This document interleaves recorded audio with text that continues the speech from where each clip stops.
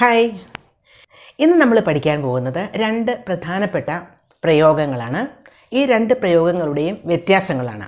ഒന്ന് didn't need to do, പിന്നെ വേറൊന്ന് നീഡിൻറ്റ് ഹാവ് ഡൺ.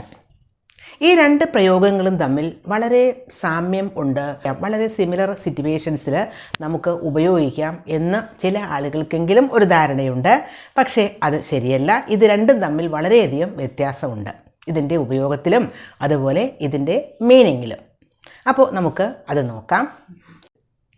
ആദ്യം നമുക്ക് ഡിഡ്ന്റ് നീഡ് ടു നോക്കാം.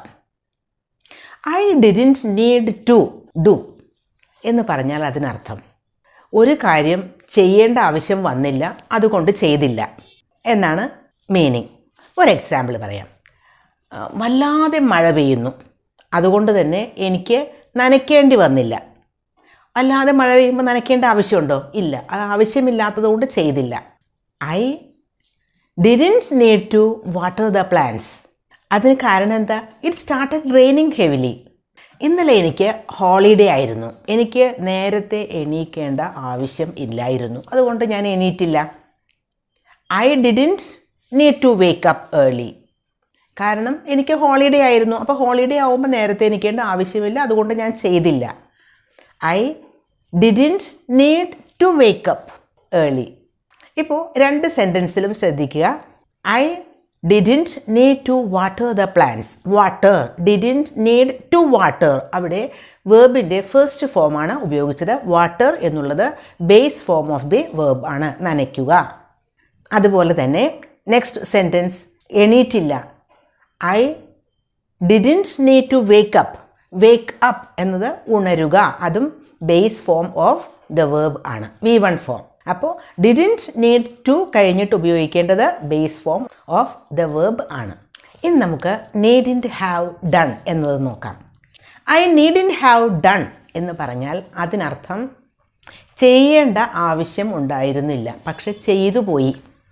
ചെയ്ത് കഴിഞ്ഞിട്ടാണ് നമ്മൾ അങ്ങനെ പറയുന്നത്. ഒരു കാര്യം, ആവശ്യമില്ലാത്തൊരു കാര്യം ചെയ്തു, അതിൻ്റെ ആവശ്യം ഉണ്ടായിരുന്നില്ല, പക്ഷെ ചെയ്തു പോയി. ഐ നീഡിൻറ്റ് ഹാവ് ഡൺ, ചെയ്യേണ്ട ആവശ്യമുണ്ടായിരുന്നില്ല. ചിലപ്പോൾ അത് അങ്ങനെ ആവശ്യമില്ലാത്തൊരു കാര്യം ചെയ്യുമ്പോൾ ചിലപ്പോൾ നമ്മുടെ വേസ്റ്റ് ഓഫ് ടൈം ആയിരിക്കാം, വേസ്റ്റ് ഓഫ് മണി ആയിരിക്കാം. ഒരു എക്സാമ്പിൾ, പുറത്തേക്ക് ഇറങ്ങുന്ന സമയത്ത് മഴ പെയ്യാനൊരു സാധ്യതയൊക്കെ കാണുന്നു. അപ്പോൾ കുടയെടുത്ത് ബാഗിൽ വയ്ക്കുന്നു. ബാഗിൽ സ്ഥലമില്ലെങ്കിലും കുട വയ്ക്കുന്നു. പക്ഷേ പുറത്തൊക്കെ പോയി കഴിഞ്ഞ് വീട്ടിൽ തിരിച്ചെത്തിക്കഴിഞ്ഞപ്പോഴും മഴ പെയ്തിട്ടില്ല. ആ കുട എടുക്കേണ്ട ആവശ്യം വന്നില്ല. അപ്പോൾ കുട എടുക്കേണ്ട ആവശ്യം ഉണ്ടായിരുന്നില്ല എന്ന് നമുക്ക് തോന്നിയില്ലേ? I needn't have taken the umbrella. ഞാൻ ഇപ്പോൾ കുട എടുക്കേണ്ട ആവശ്യം ഉണ്ടായിരുന്നില്ല, പക്ഷെ അത് എടുത്തു. അതിൻ്റെ ആവശ്യമുണ്ട്. ചെയ്തു പോയ ഒരു കാര്യം നമ്മൾ വേണ്ടായിരുന്നു എന്ന് തോന്നുന്നതാണ് നീഡിൻറ്റ് ഹാവ് ഡൺ ഉപയോഗിക്കുന്നത്. ഇവിടെ നീഡിൻറ്റ് ഹാവ് ടേക്കൺ ദി അംബ്രല്ല എന്ന് പറയുമ്പോൾ കുട എടുക്കേണ്ട ആവശ്യം ഉണ്ടായിരുന്നില്ല, പക്ഷേ എടുത്തില്ലേ. ഇനി മഴയൊന്നും വരുന്ന ലക്ഷണമൊന്നും കാണുന്നില്ല, ചെടികൾക്കൊക്കെ നനച്ചു. ചെടികൾക്ക് നനച്ച് കഴിഞ്ഞപ്പോഴാണ് വല്ലാത്ത വലിയ മഴ പെയ്യുന്നു. അപ്പോൾ ചിന്തിക്കുകയാണ് നമ്മൾ, അയ്യോ മഴ, ചെടിക്ക് നനയ്ക്കേണ്ട ആവശ്യം ഉണ്ടായിരുന്നില്ല. I needn't have watered the plants.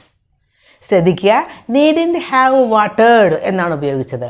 നീഡിൻറ്റ് have കഴിഞ്ഞിട്ട് ഉപയോഗിക്കുന്നത് വേർബിൻ്റെ പാസ്റ്റ് പാർട്ടിസിപ്പിൾ ഫോം അല്ലെങ്കിൽ V3 ഫോം ആണ്. അപ്പോൾ ഈ രണ്ട് പ്രയോഗങ്ങളും തമ്മിലുള്ള ഡിഫറൻസ് മനസ്സിലായില്ലേ?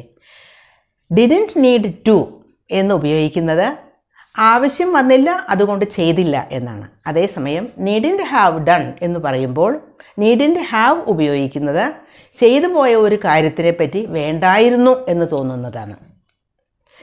ഡിഡ്ന്റ് നീഡ് ടു കഴിഞ്ഞിട്ട് ഉപയോഗിക്കുന്നത് V1 form of the verb ആണ്.